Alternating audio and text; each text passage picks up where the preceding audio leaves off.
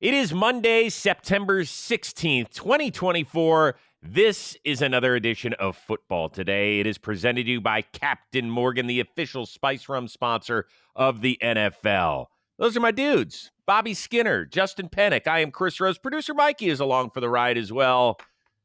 Guys, I did you the service of not talking about the Giants until the entire end of the program. So make sure that you have a kicker active by like the 1 hour, 5 minute mark. Okay, Bobby? Yeah, we'll be fine. You just lied. You brought him up.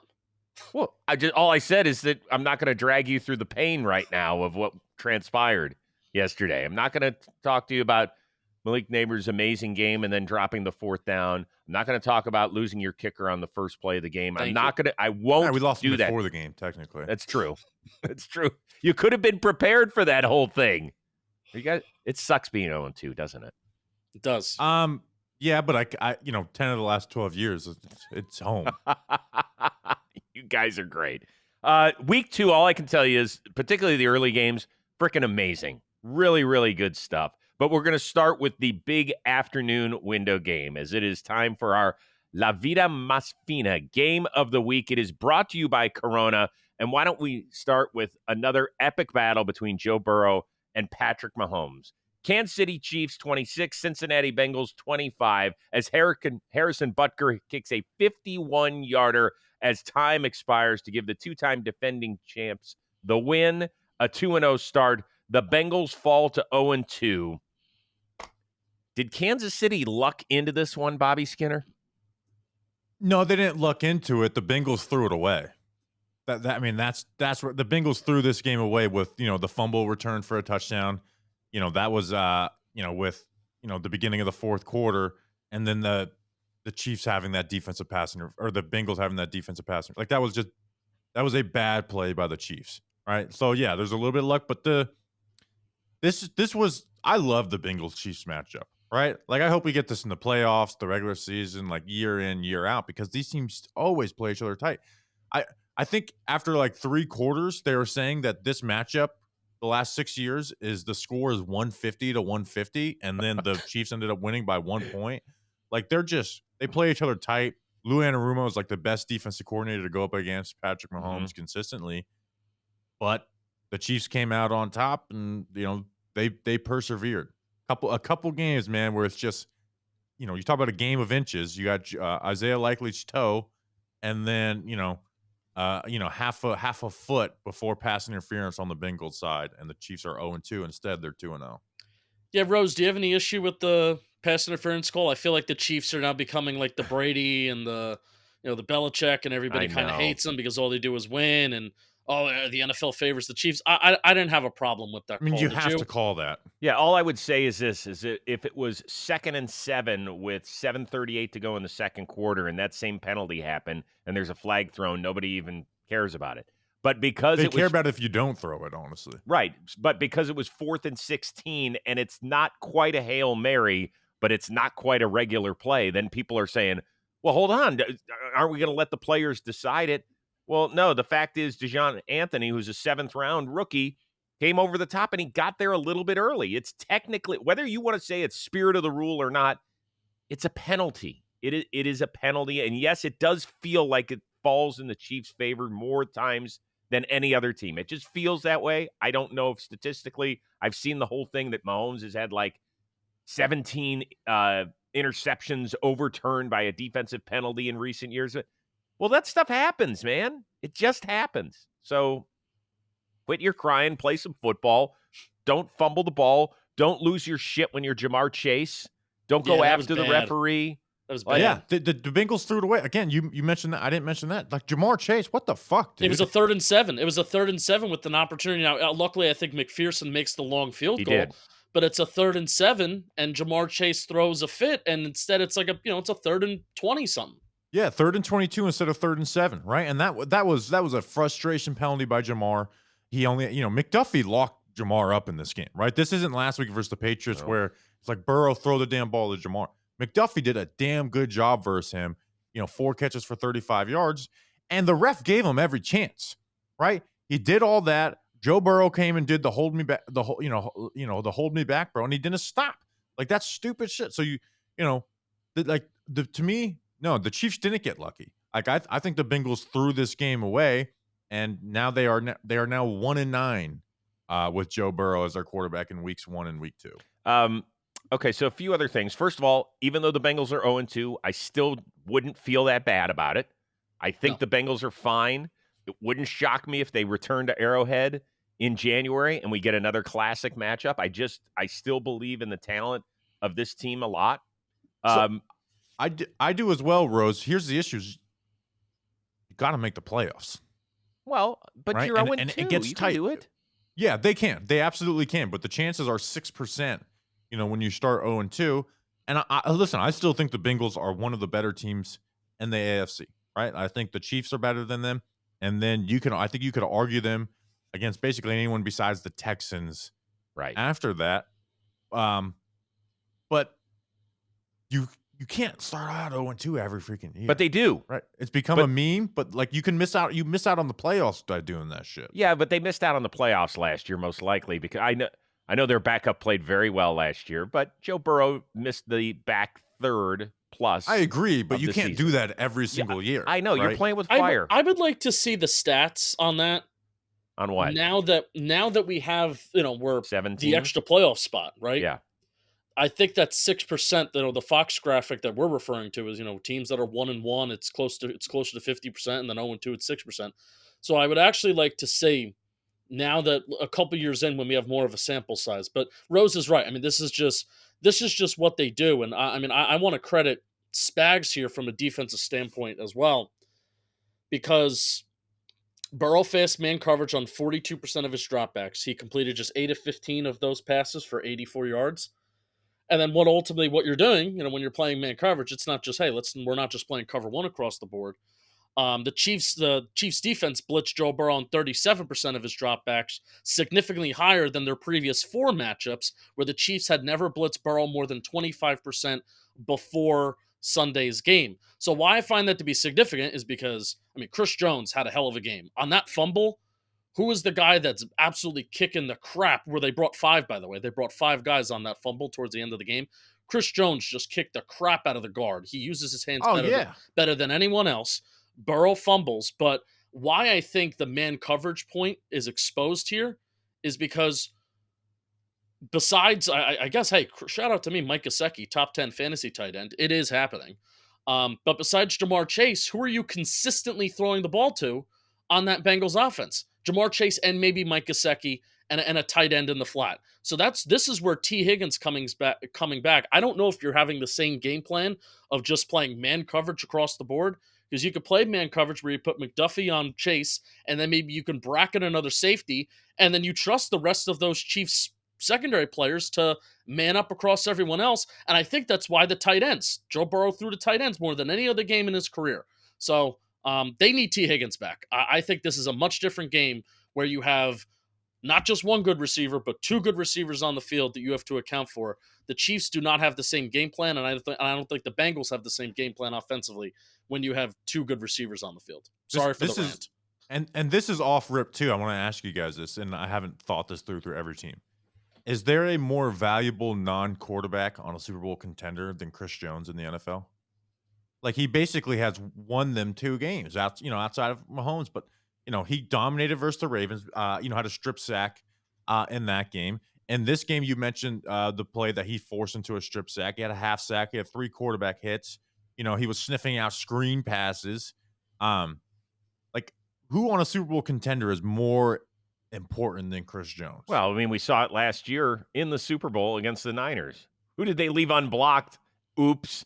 And made the biggest play of the game defensively for the Chiefs. It was Chris Jones. He's just, he's going to be a gold jacket guy. He's awesome. There aren't a lot of guys. You could make arguments for other dudes in that discussion, but he is a beast. He has become the centerpiece of a side of the football that we didn't ever think could be as important as the offensive side of the football in Kansas City as they continue their climb up the mountain, or at least to stay up the mountain. 2 other quick things I want to hit before we go.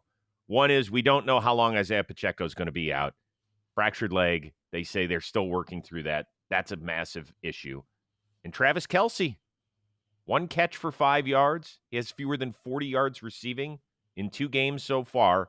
At what point do we say, okay, maybe he's really sliding down? This happened a little bit last year. I really think he's saving himself for the play. Like not Mhm. saving himself for the playoffs, but last year he wasn't separating it the same way. But him and Mahomes are on such the same page that in the playoffs, when defenses are just so locked in, it gives you the ultimate look what we can do, right? Where we can just freestyle. But there were games like this last year for Kelsey, where 14 yards, 28 yards, 16. I mean, he had 16 yards versus the Bengals in that Week 17 game last year, and then was a an inactive when they rested their starters in the final game of the year. So I don't worry about that yet. But here's another: if they do face them, why do you think Lou Anarumo just gets the worst out of Mahomes? I don't know, man. They There's do such just a good some job matchups. of making Mahomes, because it's not like we're talking about 3 years ago where it's like Mahomes needs to be more patient. No, Mahomes he's like the most patient quarterback in the NFL, but they just do such a good job of making Mahomes think stuff is there and then closing in on it.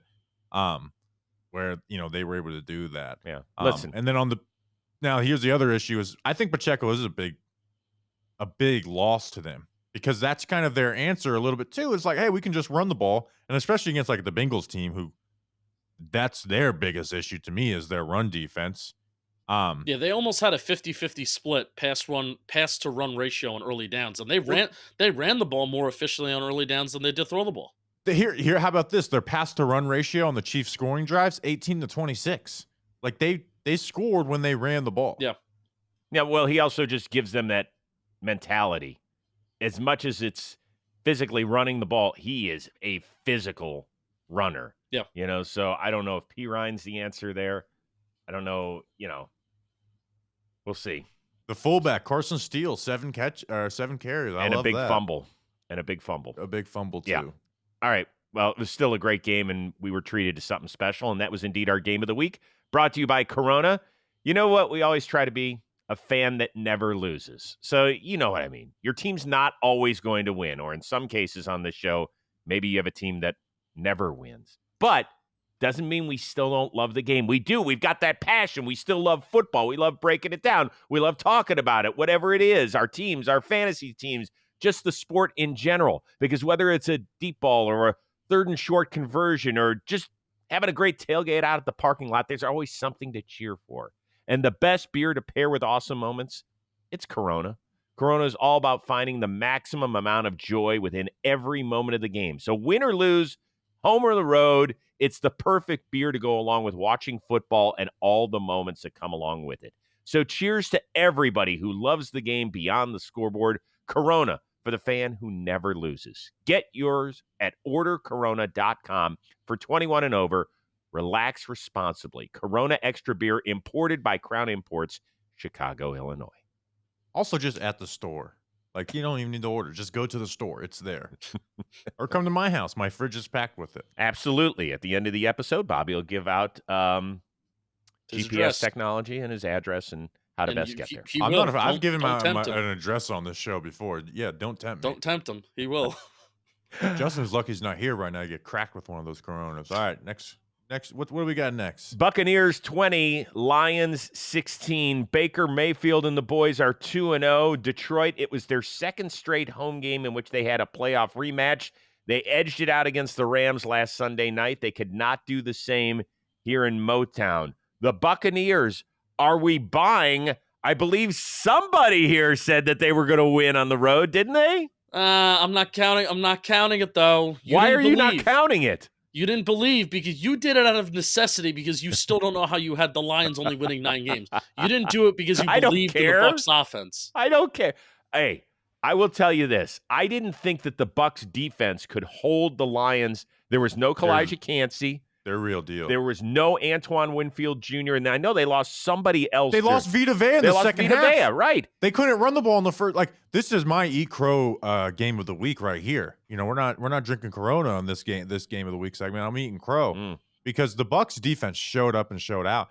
And this game may have not even been as close if Vida Vea plays in the second half. Because in the first half the first half the Lions had 11 runs for 43 yards. And then the second half, they had 14 for 90 when Vida was out, and they're going to be missing him for some time. I mean, the Bucs forced the Lions to throw the ball more by the way that they set up their defense.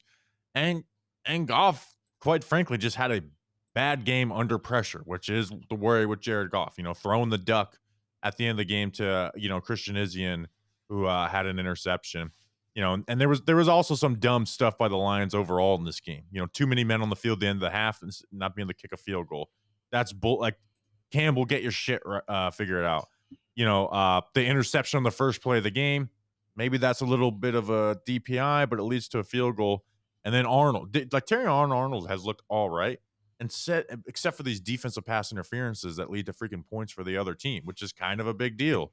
So the Lions have, I feel like, shot themselves in the foot, but credit to the Bucs, man. They bring it on defense, and they did enough on offense. And I feel like Baker Mayfield's in the perfect spot for him. He's got enough playmakers around him on offense to do things. He had a couple of enormous runs. I mean, he shook Malcolm Rodriguez on the that touchdown drive. Yeah. He had 2 runs for 22 yards on the last 2 plays of the drive. Yeah, they were really good.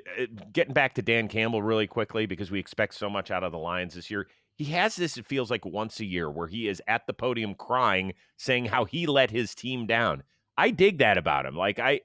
But if I was a Lions fan, I wish you wouldn't have to do it. Like, you have to be a step ahead. Games are so tough to win. There's such a thin margin of error in this league. How in the world can you not have your shit together at the end of a half to get your field goal team either on or know that you can go up and spike the ball? Like, it's, to me, that's stuff you are working on every day in training camp and the season. It just, to me, that's inexcusable, and it could have cost them a game. Yeah, that's inexcusable. That's inexplicable, because it's like, why would you, like, if it wasn't fourth down, if you have enough time to get the field goal team on, you have enough time to spike. Like, maybe he thought it was fourth down or what, but that makes it even worse, right, if that's what it is. Like, do you hope that the special teams unit just got overzealous or something? I don't know. But that's it. But the Bucs defense, Goff on 10+ yard throws was 4-12, 2 interceptions. Again, the first interception wasn't Goff's fault. Jameson Williams got that probably should have been a penalty. It's not. You got to bounce back after the first game, first play of the season, first play of the game. They only got a field goal out of, so you have to bounce back. But I don't understand why the Lions weren't a little more patient in the passing game, because the Bucs were just playing like 10 yards back. Like, they were throwing all these looks, running some blitzes, and they were running, putting guys 10 yards back.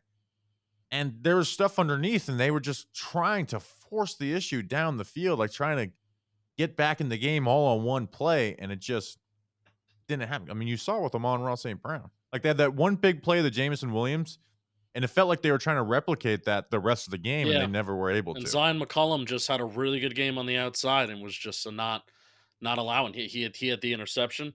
And Chris, I was thinking about you, and Bobby, that's a great point about the Lions trying to force the issue. The Lions ran 84 plays this game. 84 plays to Tampa Bay's 47. Lions are constantly facing 3rd and long. If there is one team in the NFL that has such a kick-ass offensive line that should not consistently be facing 3rd and long, it's the Detroit Lions. And 17 third downs. I mean, they ran 84 plays, but still 17 third downs is a lot. And they were 1 for 7 in red zone efficiency. That's not good. 1 for 7. That's how you're going to lose football games right there. So, I was listening to Sirius XM NFL Radio. It's actually it was a nice thing about working from home this morning, is I listened to Sirius XM NFL Radio, and Bob Papa, Logan Ryan, and Rich Gannon were talking a little bit, and like, oh, well, you look at the Bucs. Well, they weren't very good on 3rd down either, and it felt like the Lions controlled the game. I'm like, you know what? No, let's give some credit for Baker Mayfield being a baller. Like, through 2 weeks, I'm viewing Liam Cohen as an upgrade over Dave Canales based on what they're doing on early downs and keeping kind of Baker Mayfield out of trouble. The slot and Chris Godwin killed the Detroit Lions. Like, Carlton Davis specifically in a revenge game. Just when you think that, oh, it's the Mike Evans show, future Hall of Famer, it's like, no, we got Chris Godwin too. Every catch Godwin had was 10+ yards down the field. Baker Mayfield did some really nice stuff avoiding sacks. You talked about his runs. He was the leading rusher on the team too. They still have to work out their overall. I mean, Lions have a good rushing The run defense game's just too. fucked. But I mean, I give credit to Baker for being a baller, man. Because I say, there's a chance that this Bucs offense could have a good game against the Lions, and I didn't fully buy into it. So this is the Eat Crow game sponsored by Bad Takes. All right. Well, and he was making tough throws too. Like he was pushing the ball down silent, some hole shots. You saw that versus the Commanders, but it's like, okay, this is the Commanders. I'm not that touchdown to Godwin. I mean, you had a guy right in your face. I mean, this is about to be a sack, but yet you snap your finger. It's a quick release. You hit Godwin on the sideline, and Godwin's jogging in for a touchdown. It's an awesome throw. You allow for stuff to happen downfield and develop, and you're not taking a sack, and it's an accurate throw. So good for Baker Mayfield. Yeah, well, Baker's getting on like the do not blitz. Will he be on the do not blitz list? He was 9 for 11 for over 100 yards versus the blitz. No, I would still say you can do that to him. Arm talent has never been an issue with Baker. It's been other things. Yep. He has played exceptionally well, and that's why they're off to a 2-0 start. Good job by them. Good job. We have one more thing we have to mention. Aiden Hutchinson had 5 sacks this game. He might get defensive player of the year. 4.5. Excuse me. 4.5 tackles sacks for a loss as well. He's their only pass rush. He's the only guy who can get after the passer on that defense. Yeah, he leads the league in every pass rushing statistic known to man. So he has done an exceptional job through 2 games this year. Let's get to the Sunday Nighter. Kind of an ugly affair. 19-13, the Houston Texans are a winner in this one. C.J. Stroud, 23 of 36 for 260. His counterpart, the number 1 overall pick in the draft, Caleb Williams, still looking for that elusive first touchdown toss. He did find his first 2 interceptions of his career as he went 23 for 37, 174. Kudos to the Chicago defense. If it wasn't for you, this game would have been a yawner, would have been put away by halftime, but that Bears defense can really ball. To me, this shows you the difference between a team that has an elite quarterback and one that is trying to find his way after 2 games in the NFL. It's the reason my preseason prediction was that C.J. Stroud would be named MVP of this league, because he can make every throw that is out there. He can move when he needs to. And most importantly, you almost never see him make a play where you go, what the fuck was he thinking? There are so few of those with him. He has now gone 7 straight games without an interception. This is a kid that has started less than 20 games in the NFL, and he already has it figured out, Justin Penik. Yeah, I mean, it's just incredible, and even when you have a really good Bears defense to respond like that. I want you guys to talk about Nico Collins a little bit, because they were actually showing, like, they were showing Andre Johnson comparisons, and I'm a youngin'. Like I remember watching Andre Johnson, but it's not watching football the same way that I'm watching it now. He's so physical. He's so good. Even when I doubted that, Stephon Diggs is here, and he's going to be good, and he's going to get its targets. But I kind of doubted that Nico Collins still isn't going to be the lead guy there. He's the lead guy there, man. When they show Andre Johnson comparisons, short sample size with Nico Collins through like 2 really like elite years that he's had so far. Is that fair? No. Well, first of all, he hasn't had 2 elite years. Well, he's had 1 and then a couple good ones. He had 70 combined catches his first 2 years. And so when did he get on the map? When he got a freaking quarterback that could ball. Now, right. I'm all for paying Nico Collins, but that's the whole point about why I think the Texans are so dangerous. They were able to keep a guy like Nico Collins. They were able to bring in a guy like Stephon Diggs. They were able to sign a guy like Danielle Hunter. Why? Because their quarterback's not getting paid shit, but he is balling out like a top 3 quarterback in this league. Not just like a top 10. Like he is, if you have the quarterback draft right now, C.J. Stroud is going extremely high. Outside of Mahomes, I'll listen to the Josh Allen, Joe Burrow, Lamar Jackson. I'll listen to all those names, but I'm not definitely taking them ahead of C.J. Stroud right now. Yeah, Allen's the only one where I'm like, definitely. But, to your point, Rose, my first bullet point is C.J. Stroud just puts the ball in the correct place every down. Amazing. And he creates when he needs to. And they have the options to spread it around. He targeted 10 different players in this game. You think with the receivers, like, okay, let's just get these 3 guys involved. But they also do a good job of Like, you know what? We're not going to try and go after Jalen Johnson. When we want Nico Collins, we're going to throw it towards the middle of the field. And then we're going to test Tyreek Stevenson, right? You guys know how high I am on him. But, they had 7 completions for 96 yards on him. They really never went at Jalen Johnson. And here's the other thing is the Bears just front did a really bad job. They weren't able to rush the passer well at all. But anytime they were, CJ Stroud was able to create. Now the Bears defense, I thought, had a really good game. But to me, my story from this game is how ugly the Bears offense looks. It's one thing to not live up to the hype. This is fucking ugly, dude. Like they're not making a priority out of targeting DJ Moore. The run game had 16 carries for 21 yards. That's disgusting for a team that was top 5 in rushing last year. I don't care how much of that was Justin Fields' influence. And that was my biggest gripe from this offseason is why did you go and pay a bad vision running back DeAndre Swift, who's played behind the 2 best O-lines in football, and those teams said, bye. I would rather trade up in the first round or spend $12 million per year on Saquon Barkley than have you on my team, despite the fact that the production is there. That was a bad decision, but it's an ugly run game. Their play action game is awful. They got 5 screens for 8 yards. The protections are awful. Every stunt hits home. You have dumb challenges by Matt Eberflus, and then Caleb Williams has just flat out played bad. Like there's no beating around the bush. Caleb Williams has played bad like that, and they're getting all these penalties, like false starts, procedural penalties, delay of games. I think they've had 5 in the first 2 games. Offensively, they look like a joke. Yeah, there's no defense of it. He hasn't looked comfortable on anything. He was 2 of 10 on passes that traveled at least 10 air yards. 2 of 10. Like he's got a ton of talent. It might take this entire season for him to start just figuring out a little bit. And I know that we were all high on him. I think both of you had him as offensive rookie of the year. I think I had them in the playoffs. I don't know if either of the two of you did. I didn't. Justin? I didn't. Did not. I had them at 9 and 8 though. Yeah, but so I mean, on the cusp as a playoff team, and because of that defense, they might be able to stick there. They might be able. I mean, look, they lost by 6 points to a team that is a top 5 team in the NFL. So that's not horrible. The flip side of that is though the offense has put up 20 points in 2 games because they had the punt return, the punt block, and then a defensive touchdown in week 1. Well, the offense has scored 1 touchdown.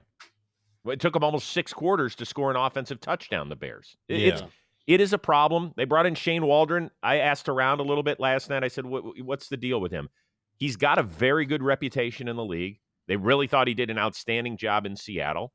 And they think that he'll get shit straightened out. It's just, we live in a microwave society where we expect Caleb Williams' skills to transfer over immediately. It is freaking hard. The rookie quarterbacks that have played so far have combined for 0 touchdown passes and 6 interceptions.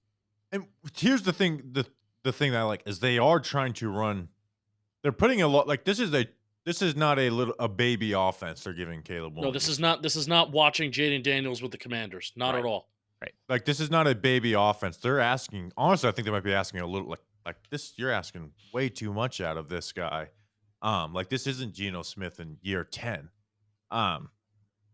But you can see like the pressure on his face, but like they can't get any run game going. Like that's pitiful. And then their offensive line has been really bad too. But on the flip side of that, the Texans defense is fucking humming. Yeah. Right. This is what they went out and got Danielle Hunter for. You have 17 total pressures from Danielle Hunter and Will Anderson. The interior rush was really good. Stingley gets a turnover. Jalen Petrie is trying to murder people out there. And then you have the running game, like the run defense is translated. Right. That's why the Texans are viewed as a Super Bowl contender. Not just all the reasons you said about CJ Stroud, but they went and added like a defensive player of the year level player in Danielle Hunter to the rookie of the year on defense last year in Will Anderson. You've got a great coach on there. You got a corner who can create a lot of turnovers. Lassiter's looked pretty good as a rookie. Like this Texans defense is real deal too. Yep. And something that D'Amico Ryans did is he blitzed. It was the highest blitz rate of his entire career, or at least as a head coach of the Houston Texans, where he blitzed Caleb Williams on 41.7% of his dropbacks. And I think Caleb Williams, when you look at the At splits, 14 yards on 18 dropbacks against the blitz. when you look at the splits between Caleb Williams holding onto the ball for less than 2.5 seconds and more than 2.5 seconds, I didn't actually have the numbers before we recorded this. They didn't fully update, but uh, before 2.5 seconds, Caleb was actually able to stay on schedule, and he actually looked pretty good. And then when he held onto the ball for 2.5 seconds, ironically enough, something that you view as part of Caleb Williams' strength, the ability to run around and make something happen. Well, that's where Caleb Williams kind of got into trouble, and that's where the Houston Texans defense was able to shine, force those turnovers in the second half, etc. So this Houston Texans defense is hungry. Jalen Petre was trying to commit murder on the football field last night. And that like Bobby said, that defense is humming. And isn't Denico Autry also missing for the first 4 games of the season? Yeah, he did those steroids. He's come back hungry. I have breaking news. Breaking news. The Panthers are benching Bryce Young for Andy Dalton. Are you serious? I'm 100% serious. No, he does this thing where he screws with This us is serious. I wouldn't do this to Chris Rose. I'd only do this to you, Justin. Where'd you get that? Tom Pelissero. Yeah, JM Football tweeted it. Tom Pelissero, NFL Network. Wow. Should we? You know what? Let's rearrange, ropes. guys. Let's get to it. We were going to save this game for way late because it just wasn't super interesting. The Chargers took care of the Panthers 26-3. The Panthers Number have one scored scoring defense in the NFL. What a pivot this is. Well, okay, so this is big news happening in real time on our show. Bryce Young, 18 of 26 on Sunday for a whopping 84 yards. They have scored 1 touchdown to this point. Dave Canales was asked after the game, is Bryce Young still your guy? He said, he is still our guy. So my question is this David Tepper coming in from the top rope out of the owner's suite and into the coach's office and saying, that is not our dude? I don't know, but what I do know is this is such a this organization is such a mess. Didn't Tepper want this guy? Well, not only did he want him, they gave up a haul to Chicago, including a number 1 receiver, multiple first-round picks, and they had C.J. Stroud sitting there. We were just singing the praises of this guy, and they took a dude who's not even 6 feet tall and 190 pounds, and now his career is whipping in the wind, and they're screwed. They are screwed. So this is why I had the Panthers 32nd when we did our power rankings, but a lot of people did, and our TPPs. Join the club. It wasn't that like, oh, they did get a little better in some areas, but when you watch a rookie QB struggle, you can see, all right, but there's something there to work with, right? You see flashes of good stuff, right? Even Caleb, like we said, he plays like they're asking him to play big boy quarterback. You see the ability. When you watched Bryce Young last year, if you didn't know his name, you'd say, why is this guy even on the field? There's nothing like he doesn't have the arm strength to really make plays. He's small. He can't create. He's inaccurate at times. But it's still crazy to bench the first overall pick 2 games into his year. 2 games into a new system. Okay, so is his career shot? I mean, I don't think he's going to be good, even though he'll probably end up getting traded for like a 4th-round pick or some shit eventually. Who would give up a 4th-round pick based on what you've seen? Yeah, no, 4th-round pick. Here's the thing: is you haven't seen he hasn't played enough games to have that first overall pick luster totally wear off of him. All right, let's just play this out. We know that the Raiders are going to need one. The Giants are going to need one. Those are just a couple teams off the top of my head that don't have an immediate plan moving forward. Would either of those teams give up a pick for Bryce Young? I mean, Trey Lance was traded for a 4th-round pick. Ugh. I don't. But here's the thing: is those first-round draft picks, first overall, like they always get something, right? So that I don't really want to labor on whether it's a 4th-round pick. Yeah, or you're whatever, right. But I will remember that for when it happens. But seriously, do you think that he's going to have any sort of career? I just don't think he's good. No. This is why I didn't have any hope for them.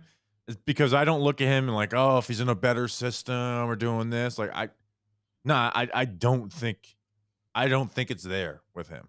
Okay, the other side of this Andy Dalton is a guy that he can win games, right? He's made 163 starts in a 14-year career. He's 83, 78, and 2. Good for him. 2 ties on the ledger. That's nice.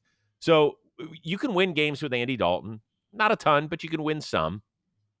What does this mean for the future of the franchise? Do you actually appreciate maybe the fact that they have seen the error of their ways and they're willing to say, we effed this up with Bryce Young. We have got to go find his replacement starting now in our evaluation of Quinn Ewers or whomever else you like out there that will be available in the draft next year. Penik, do you appreciate that? Well, I mean, it's not. If you were to keep Bryce Young in, I think you're tanking. But putting Andy Dalton in, I think, is a sign of there's 52 other guys on an active roster besides quarterback that you need to figure out what you have. And this is the first year of a regime. This is the first year of a coaching staff where, listen, this if that's not your guy, and I can't defend. It is a little crazy 2 games in, but you watch the throws and just see the stuff that Bryce Young misses. You can't be like, well, he really did deserve more of a leash and more of a shot. There's 52 other guys on an active roster, and a roster for the Carolina Panthers, an offensive line that improved, a receiving room that improved, a Kamaquanu in year 3 that's looking to maybe break out. We're trying to see what type of player you have there. Defensively, they're really bad, but offensively, on paper, that's a unit that should be better, and maybe Andy Dalton can help answer where that offense is, where that offensive line is, where the investments in the receiving room are, et cetera, because Bryce Young isn't doing that for you. No, I don't give. I hate when I can't stand when people are like, oh, well, they know when they make a mistake. Okay, but you made the worst mistake possible. You traded a haul for a quarterback. You're giving up 17 games into his career, essentially. And here's the other thing. If they did other things well, like the 49ers, you don't give them credit for it, but it's like, all right, but they've done enough to where they're like the only team that can afford to make this miss that they had on Trey Lance. The Panthers are not. They're bad at everything they do. Like they trade away good players for not much return. Look at Brian Burns, even though I'm not happy with Brian Burns, for a 2nd and 5th round pick when you could have gotten first rounds for him the year before. Their draft classes are awful, right? I won't even get into this class, even though they haven't done a damn thing yet. You draft a running back coming off a torn ACL in the 2nd round, who I don't think is even like that special. You got Bryce Young, Jonathan Mingo, who's done nothing for you. DJ Johnston in the 3rd round pick may have been the worst 3rd round of that class, and you could have called it in year. What have they done right? And they have an owner who throws drinks on fans and stops in restaurants. Like, they're just, I hate it for Panthers fans, but they have the worst owner in sports, and that always trickles down. We saw it with the Command Washington for all those years. When you have an owner like that, it constantly trickles down, and it leads for just a bad workplace. Okay. One more thing. Does Bryce Young ever start another game for the Carolina Panthers? Yes, because yes. I think he could. I think he could.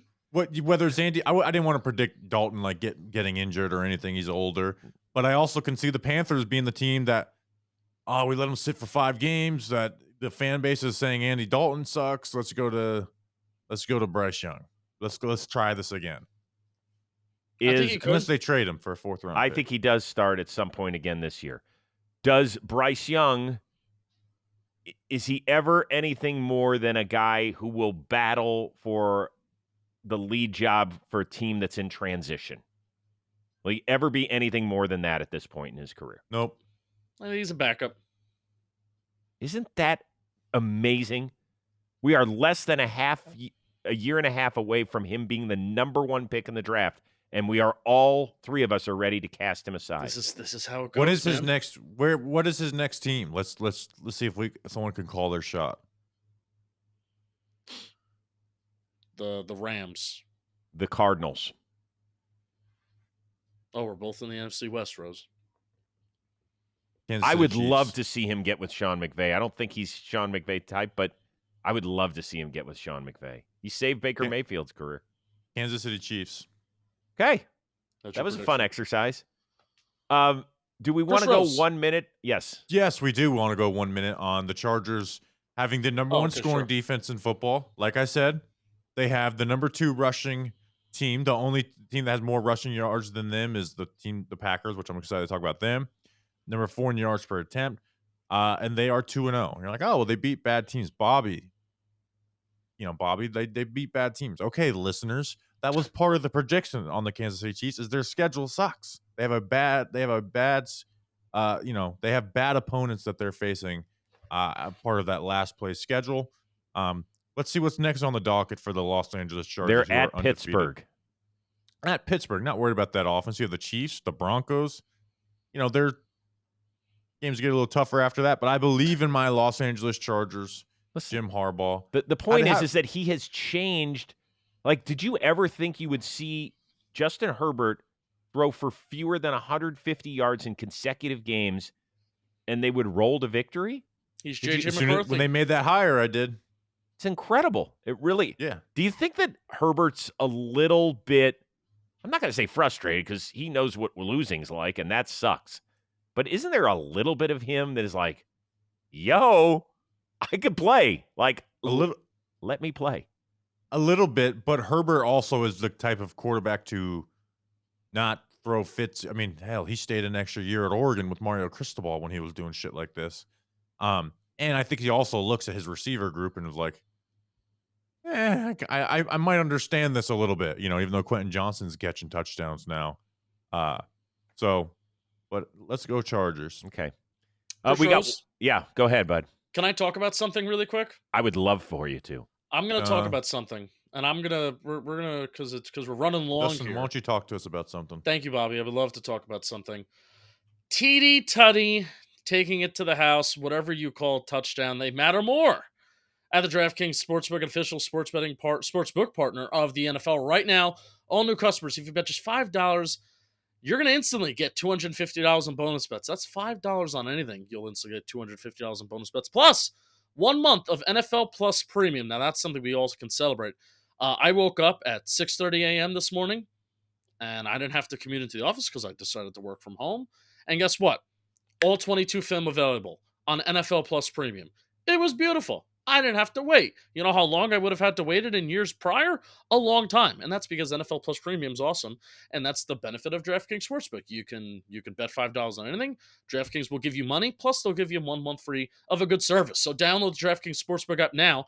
It's a place to bet touchdowns, people. New customers use promo code FOOTBALL today. That's one word. Bet just $5 on any wager and get $250 in bonus bets instantly. That's promo code FOOTBALL today. All one word, only at the DraftKings Sportsbook. You'll be glad you did. That's how you know that something's really good, is when they're offering something that's a completely good incentive that has nothing to fully do with DraftKings itself. That's how you know they're offering a good product. You'll be glad you did.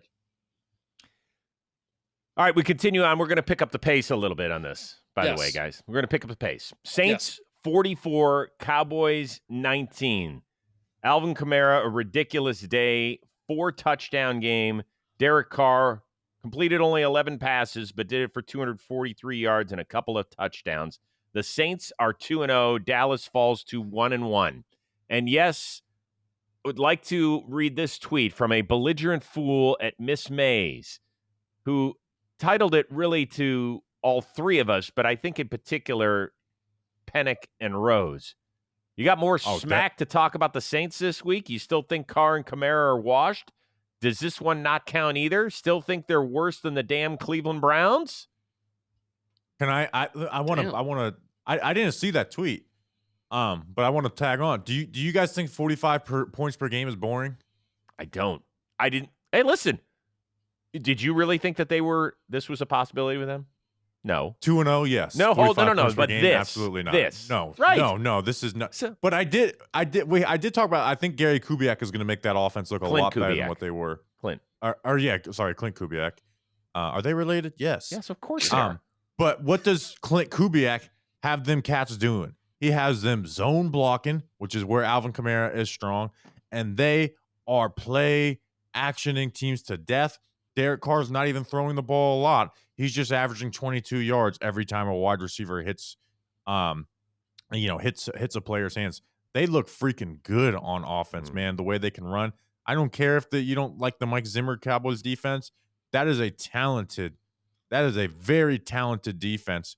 And they just schooled them. They blocked the shit. And this is a bad Saints O-line last year. Fuaga, Penik, they are run blocking really well.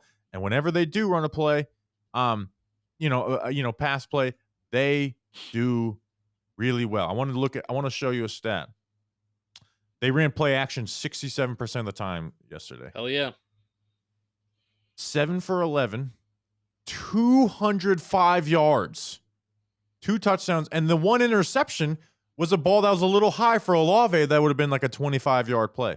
So they are running the damn ball. They are play actioning off of it, and a top 5 to top 10 defense is doing their shit on the other side of the field. Like I'm so in on these New Orleans Saints. And Rose, I'll be quick. I'm going to cut you off because what I like what they're doing on top of the play action is because they're using motion and motion at the snap at one of the highest rates in the league too, where that allows Derek Carr to help you read the defense pre-snap. They're using big formations. They're calling screens at the right time while also being aggressive, utilizing weapons like Rashid Shaheed. And yeah, I'm throwing Taysom Hill in this because you look at the EPA per play and the overall efficiency of the Saints offense when Taysom Hill's on the field, I don't know what it is. I'm not saying that Taysom Hill's one of the best weapons in the NFL, but when he's on the field, the Saints offense is pretty damn good. And I love seeing these sets of Chris Olave, Taysom Hill, Rashid Shaheed, and a tight end all flanked out. And then there are times where they're all tight and forget a tight end. Alvin Kamara's flanked out and we're running out of empty. And then we're running tight formations and we're running play action out of it. And Rashid Shaheed's just wide open. And we're doing this all where we're scoring points in a hurry. We're scoring them on big plays, 3 plays of 39-plus yards, all of them coming in the first half. We're scoring a lot of points, big plays. We're doing it early in games. We're running the damn ball. We're exposing weaknesses in the Dallas interior defensive line and the linebacker unit. Never expected this. Never. You had Pete Carmichael trying to treat Derek Carr like he was Drew Brees, right? Trying to get, make Alvin Kamara the number 1 passing option. No. Throw to your wide receivers. And guess what? Then you get to run a screen for Alvin Kamara. He gets to take it to the house. Yes. Like Clint Kubiak is going to be a head coach next year, and he deserves so. Another one from the Shanahan tree. But that offense is fun. It'll be interesting to see where they level out at. But one thing they sure are is able to put up points with a defense that has been really good for the last few years. And we talk about the Bucs winning a playoff game last year, and I've kept on repeating this line about the Saints. They were the same exact record as the Bucs last year. A tiebreaker could have put the Saints in the playoffs against the Philadelphia Eagles and had them winning a playoff game in the first round. Nobody thought about them. Here's the deal: they're going to win a lot of games. That's the issue, though. They're a good team. They're going to win a lot of games.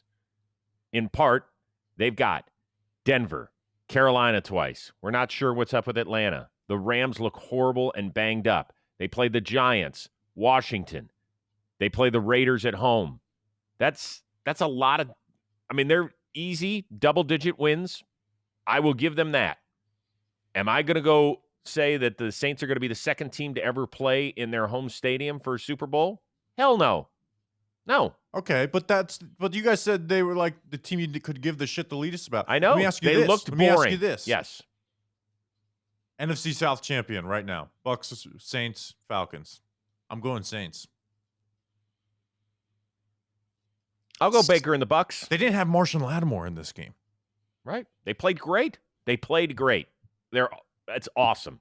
I'm willing to let this ride out until it fizzles out because this is. So what does that mean? This is just too fun, too explosive, and it's fun. This is the opposite of what I thought that they were. Right, they're the exact opposite. Coaching tree does. They're the exact opposite. They've been very fun to watch. Very fun to watch. No question. So who do they have next week? Is it another No, they've got Cowboys are not by the way. No, they kicked the crap out of them. They are home against Philadelphia. Oh, okay, fun. Then they're at Atlanta, at Kansas City, and home against Tampa. The next month is going to be a ton of fun to see how they do. Okay. I'm picking them to win next week already. Good. On the flip, and again, that defense, they're flying around. Let's do this quick, Bobby. I think I don't care if ththese episodes are long. Alontae Taylor. I got a flight to catch. Oh, shit. He's leading the league in tackles for a loss. What did you think about the Cowboys side of this? This is who they are. They have no run game. Because this always happens. Now, It doesn't happen in the regular season at home when Dak is the quarterback. They had won 14 straight games and had put up 35 per game. So that part is a little surprising. But in terms of 1 week, they look like, oh, all of a sudden they're awesome. Love the Mike Zimmer defense. And the next week they get kicked right in the onions, and it happens. To me, this isn't going to be the telltale game. It's going to be next week when they've got an 0-2 Baltimore team that's coming into their house that they need to scratch and claw for a win, because I don't know what the stats are on 0-3 in a 17-game season with 7 teams making the playoffs from each conference. But I know that John Harbaugh will have that team ready. I want to see what Dallas is next week. I'm not this game, whatever. That's going to be a tough game to pick, but they just have no run game, and they can't be CD or bust and be a contender. Dak found CD a lot in this game. CD made big plays, had a touchdown. But you can't be throwing a dig route to Jalen Brooks and he slips and it turns it into an interception. But that happens. And have no run game. Like, they're just not. They're just a pretender. Like, they'll make the playoffs. They'll have number 3 in scoring at the end of the year probably. But they're really not a contender. But go Saints. They also have no interior defensive line, and their interior linebackers are an issue. And that is what the Saints exposed on them, on the back end of that defense too. Vikings 23, Niners 17. Sam Darnold does it again. 17 of 26, 268, including a 97-yard touchdown to Justin Jefferson, who left early because of a quad contusion. He is listed as day-to-day and won't rule himself out for next week's game in a battle of 2-0s when they take on the Houston Texans. Christian McCaffrey, a no-go, placed on injured reserve. That means he is out at least the next month. Let's start with the Vikings, who probably are the biggest surprise 2-0 team. I know that I remember asking you guys, would you rather see J.J. McCarthy or Sam Darnold start the year against your New York Giants? And you said, J.J. McCarthy scares me more. Sam Darnold doesn't do anything. He actually has looked like a respectable quarterback under some very, very good coaching in Kevin O'Connell. Wouldn't you say, Bobby? Yeah, and I actually think this game is more about the Vikings winning than the 49ers losing, right? Like, I think Brock Purdy played pretty damn good. A couple of mistakes, but he played a lot better than some of the best QBs played this week in the NFL. I thought he created. But now with Darnold, you still do see some of the dumb shit. He had the interception and a few other dumb plays that didn't really cost them. But what you did see is him step up in the biggest moments, right? Backed up against your goal line, just a beautiful ball to Justin Jefferson for 97-yard touchdown. And then the final drive of the game, on third down, he was 3 of 3, 42 yards. It ends up being a 14-play, 62-yard drive, and you kick a field goal, and the game's over at that point. Unless you get a miracle Hail Mary and miracle onside kick return. So, like, that's where it was important. You see how Kevin O'Connell can help quarterbacks. I'm not sitting here being like, oh, Sam Darnold, man, he's figured it out, because I think Sam Darnold still is who he is. But this is why we talked about the Vikings was such a great landing spot for any quarterback in the draft, because they do have a nice setup, and you get free plays. Like Jalen Naylor, not a very good wide receiver. He has 2 touchdowns in 2 weeks, both because he's faking to look like he's blocked. The defense bites on it, and he's wide open for a touchdown. So it's a great system there. And Darnold's is going to look solid in it. He's going to have some bad moments this year, but he's also going to have the moments like he's had week 1 and week 2. I'm just a fan. I'm a fanboy of Kevin O'Connell. I really like him. I think that he's got a good presence. I love the way he calls a game. I think he does an exceptional. You forget they started 4 quarterbacks last year, and they hung in that thing until kind of the wheels came off in mid-December. So if there's a guy that can get Sam Darnold's career kind of back on track, I do think it's him. Do I think they're a playoff team? No. But Brian Flores has that defense playing with its hair on fire. The defense is really, like, it's hard to prepare for. You had Purdy's, like, we saw what they did to Daniel Jones last week, but Purdy's like, man, they just changed so much post-snap where it's so hard to game plan for, and you can't sustain long drives because they're going to create negative plays. It's just really good, and Brian Flores has them going well. They also have the run game going. Like, Ty Chandler and Aaron Jones are both averaging 5.5 yards a pop, so the run game's working well. Yeah, 3 runs of 10-plus yards for Ty Chandler.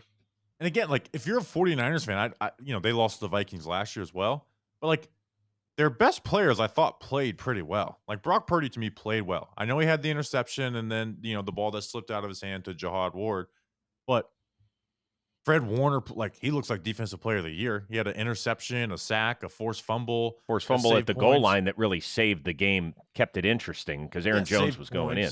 A tackle for, like, he was all over the field. Yeah. Nick Bosa didn't dominate, but, like, he was going up against Christian Darrisaw, had a sack and a couple pressures against him. So for the 49ers, I think you just kind of tip your hat to the Vikings. I think this was more about the Vikings than the 49ers loss. They ran the ball well. Vikings just took advantage of the moments that were there. Packers 16, Colts 10. Malik Willis, welcome to the NFL officially. In his fourth career start, he gets his first win and his first touchdown toss, that to Dontavian Wicks. Meantime, the Indianapolis Colts, they are winless. They are 0-2. Their quarterback completed 50% of his passes, which is a slight improvement over last week's 9 for 19 effort. What? I'd say that's an upgrade. I wanted to talk about this game a lot because I feel so on opposite ends about these coaching staffs. For the Packers, great job. Like, they drew up a Tim Tebow-esque offense, and it worked. They threw so much misdirection. They had guys moving all over the place. They had 3 reverses to go for 15-plus yards. I mean, they ran the ball 261 yards on 51 attempts, right? They did 53 runs to 14 passes in this game. 40 minutes of time of possession. Right? Great job. Malik Willis took what was there, made a big throw to Romeo Doubs, who mossed Jalen Jones. On the opposite end, the Colts should be firing Gus Bradley right now. They should have never brought him back. The excuse bullshit, they said, well, it's a young team. It's like, okay, but what advantage did he give you last year? What advantage? I don't care if it was a bad team. Did he show you something that says when we get the right players, it's going to be really good? Or that he'll just have an average defense when you have really good players? They played soft. Their DBs missed tackles. They could not get off of blocks. It's 3rd down and 8, and you are playing off coverage against Malik Willis. You give him easy throws. You're playing light boxes. This should have been a free. We play aggressive. We go after them. When they blitz, they didn't have contain on the edge on 3rd and longs. Like, we talk about Bryce Young just got benched. Gus Bradley should be benched after this game.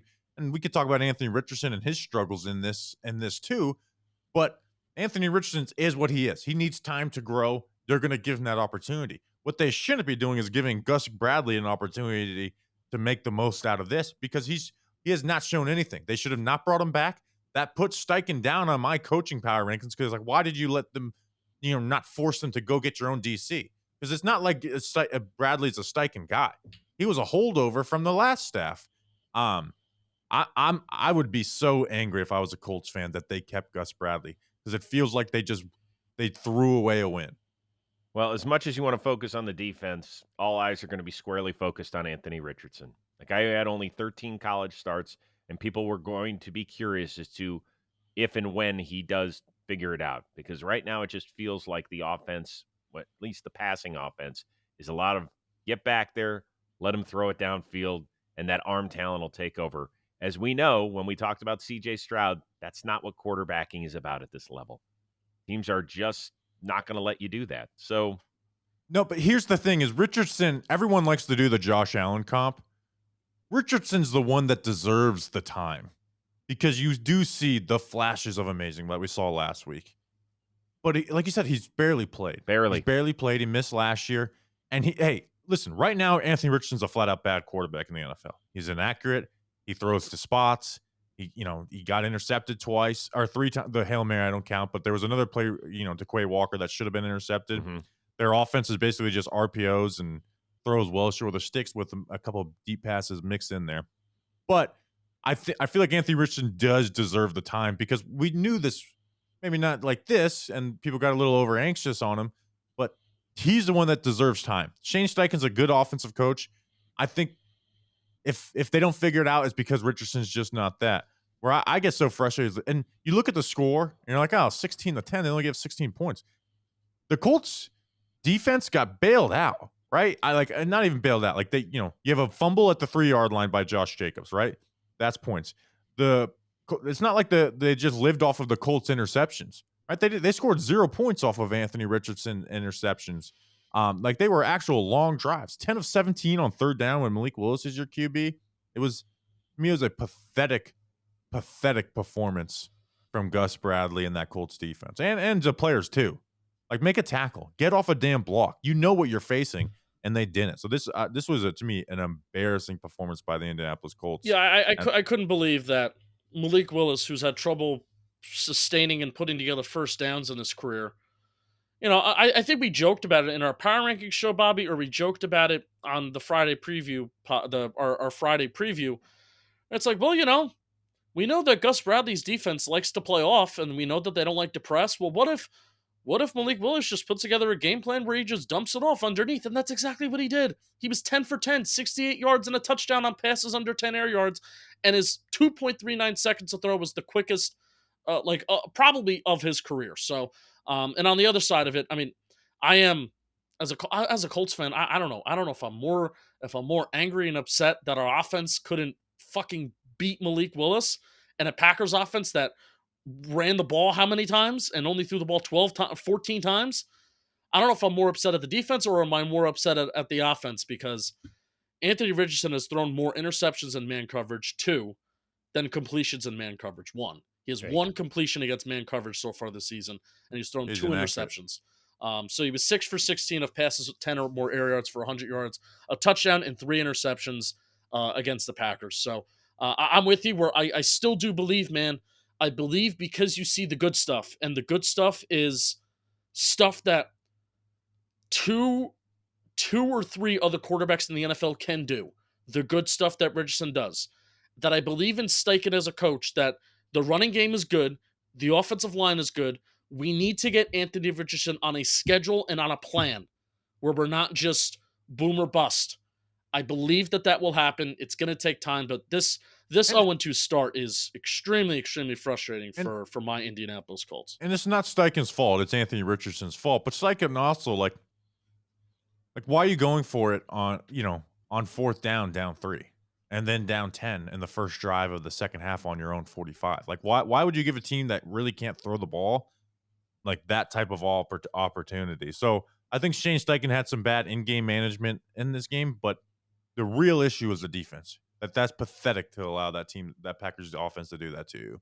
There is another AFC South team that is also winless. Jets 24, Titans 17. Aaron Rodgers 18 of 30 for 176. But the big story for the Jets was the backfield, the young backfield that is very, very interesting. Not only Breece Hall, Braylon Allen, not even 21 years old. He scores his first 2 touchdowns in the NFL. Before we get to the Jets and all the positivity there, Will Levis leading the NFL in what the fuck plays. Callahan ripped him, dude. He really did. Brian Callahan, who was in his second game as a head coach, said, basically, what the hell was that? The Titans were up 7-0. They were in the red zone. Levis gets pressured, falling down, throws the ball backward toward Tajay Spears, turns it over. They would have at least gone up 10-0. If not 14-0, and all of a sudden it falls apart after that. It is the second straight week where Levis has made a critical boneheaded mistake, and his coach has aired him out. It feels like that is a relationship, Justin Penik, that is teetering on the brink of breakupsville. Now, here's the funny thing. I'm not a Titans fan, and we're not following, and I don't know Callahan as a coach and as a person, right? Where that could go one of 2 ways. It could go, oh, this new head coach is ripping apart this QB that's making some dumb plays. Is that like, oh, look at how fired up our coach is, where he's expecting and demanding a lot out of us? Or is this a sign for, and I don't want to make it like a whole locker room thing, but maybe even a sign for a locker room to say, oh, should we not believe in this guy if the coach is just reaming him out on the sideline like this? And I think players do pay attention to stuff like that. I do want to say, though, Will Levis is leading the league in what the fuck plays, and it's bad, and it's partially costing the Titans games, and it's costing them points, it's costing them drives. Will Levis did play better than what people will give him credit for this game, but the mistakes are brutal. And even that throw to Calvin Ridley, where how in the world did Calvin Ridley come down with that? Like, that's part of the Will. I think it's part of the Will Levis experience where he's going to throw. He's going to have a double coverage interception throw to either a Hopkins or Ridley that's running deep down the field. But then also that touchdown that Calvin Ridley had, you see the arm strength of Will Levis, the balls of Will Levis, that we're going to try and make something happen here. Yeah, but So, guys, you never lived through the Brett Favre early years. You were not alive for it. This is not the same thing. This is not the gunslinger mentality where Mike Holmgren would be chewing his ass out.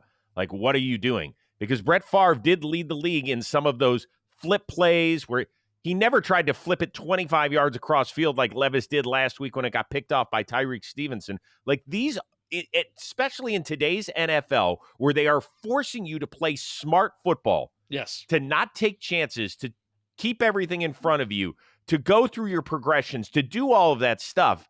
You can't be a fucking moron. I live by two credos.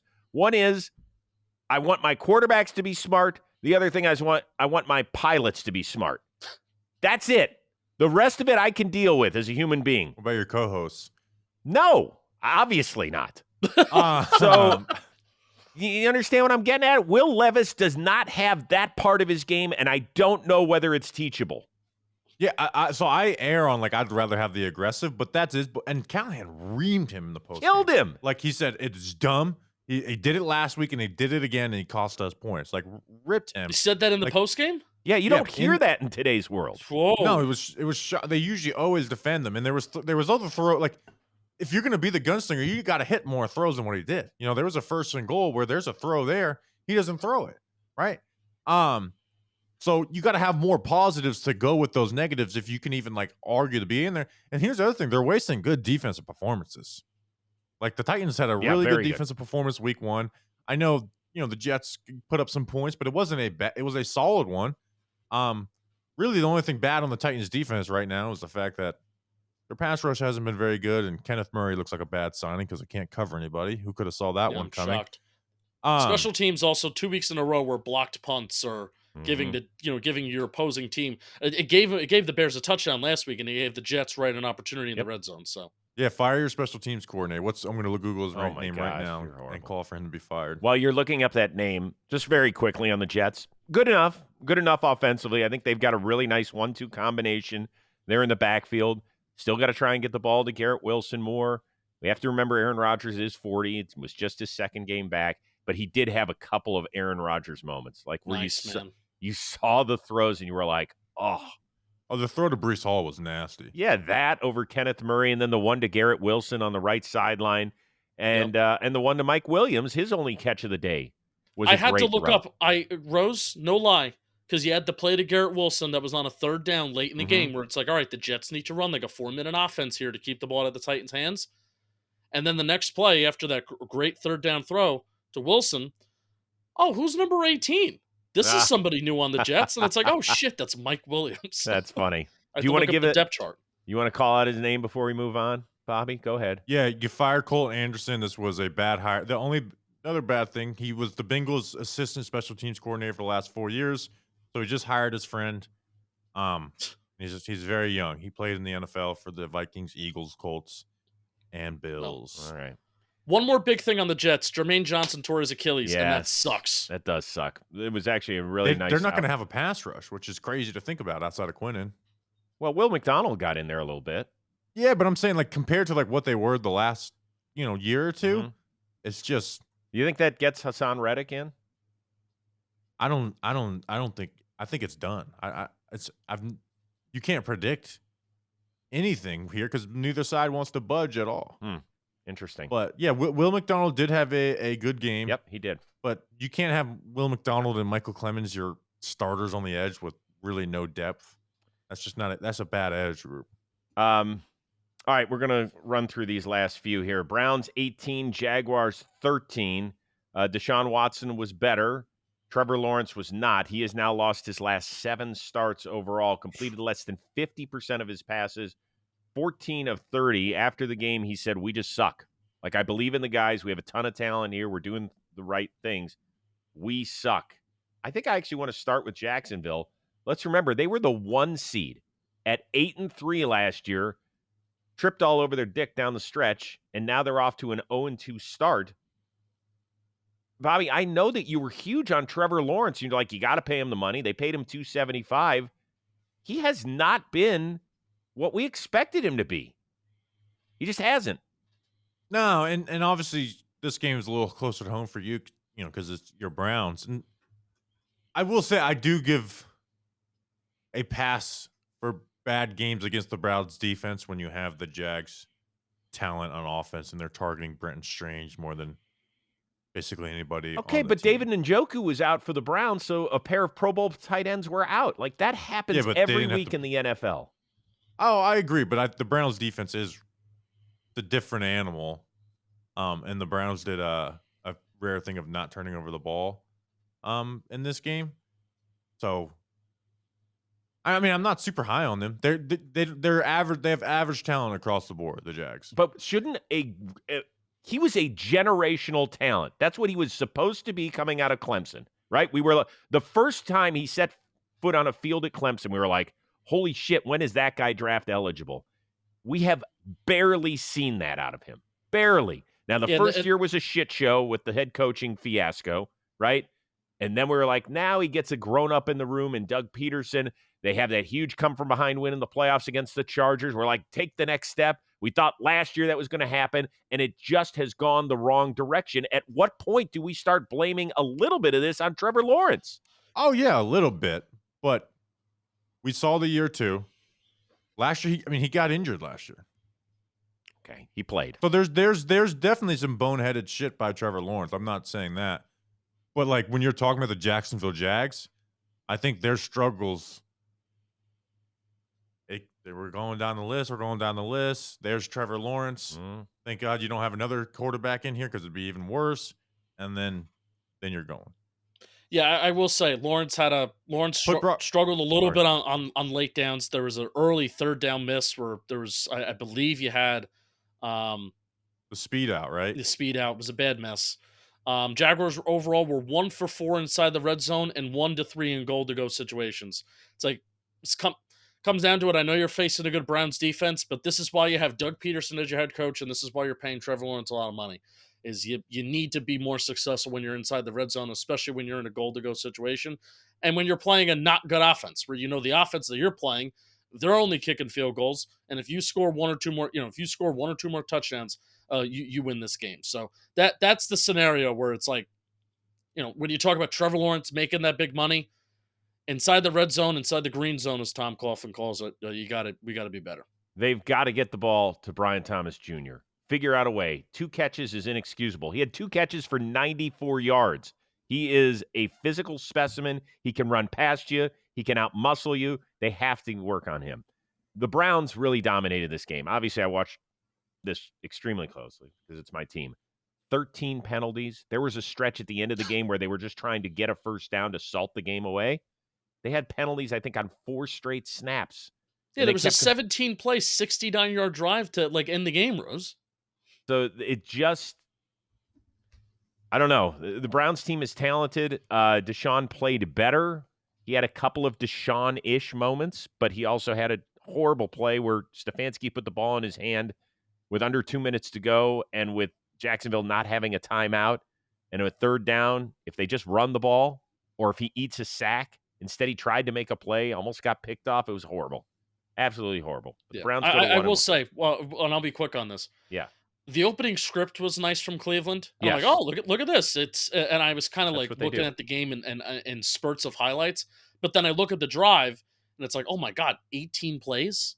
Yeah. Like I'm seeing drives of 18 plays, 17 plays, all these drives in the teens, which is good. I mean, it's really rare to have some scoring drives of like so many drives in the teens and stuff like that. But we're the Cleveland Browns. We got to find a way to get a little bit more explosive. That's the next step, because you're not going to be able to run all these plays and score points. And I mean, you saw it.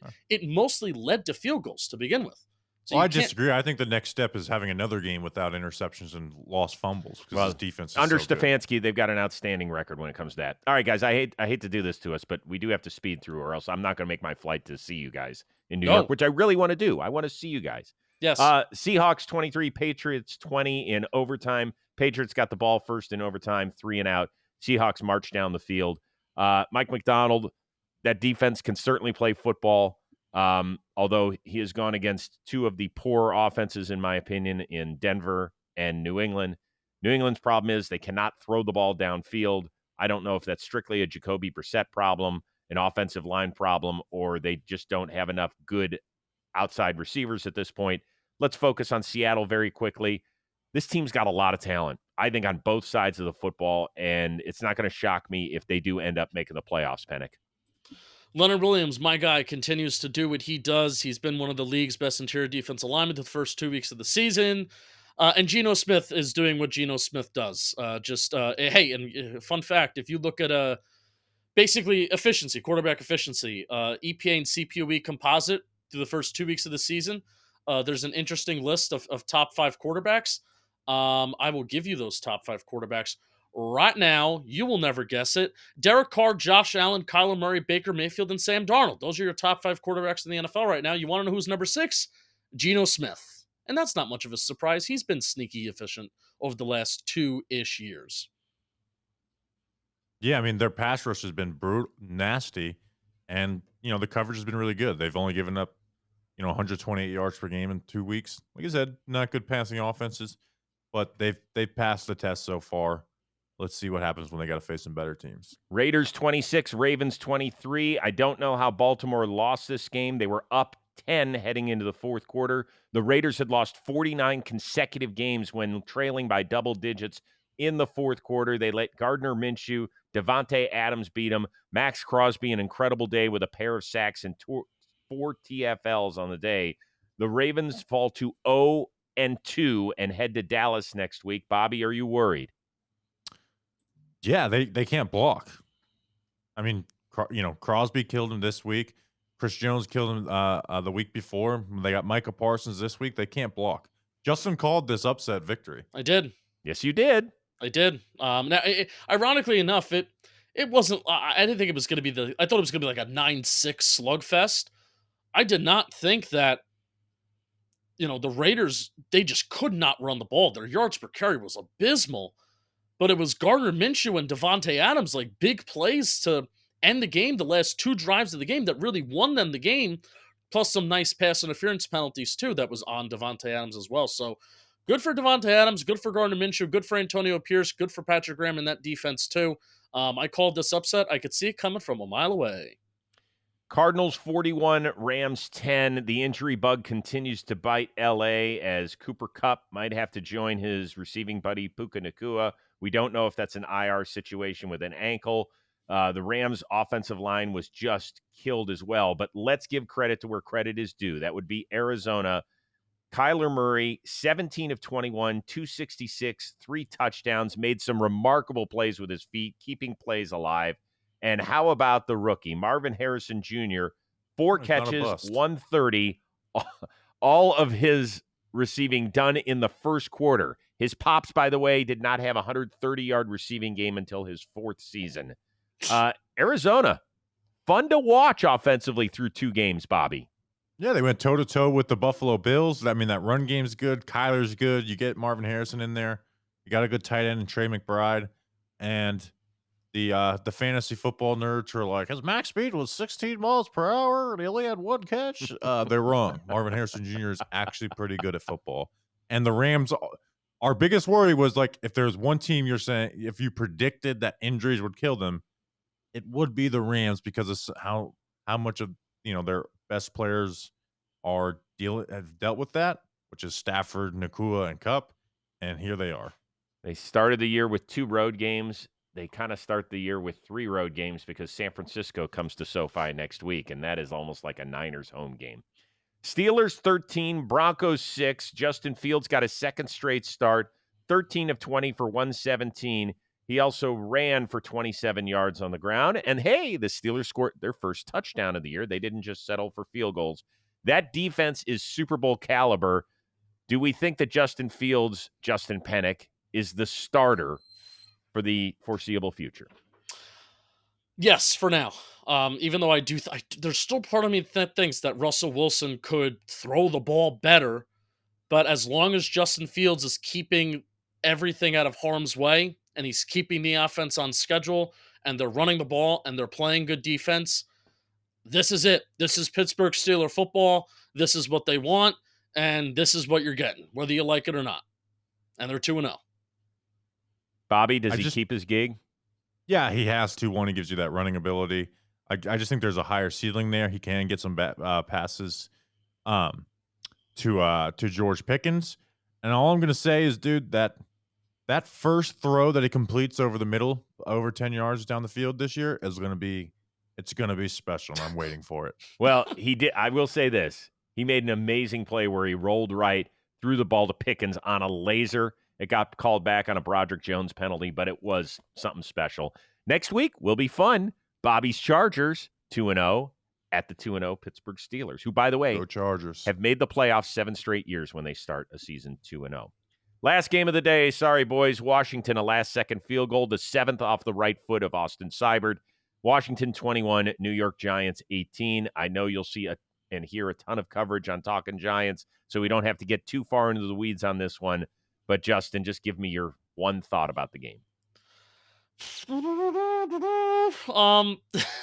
Malik Neighbors is a star. Yeah. All right, yeah. Let's go there. So let's talk about the points that everyone wants to talk about. Malik Neighbors had a really good game.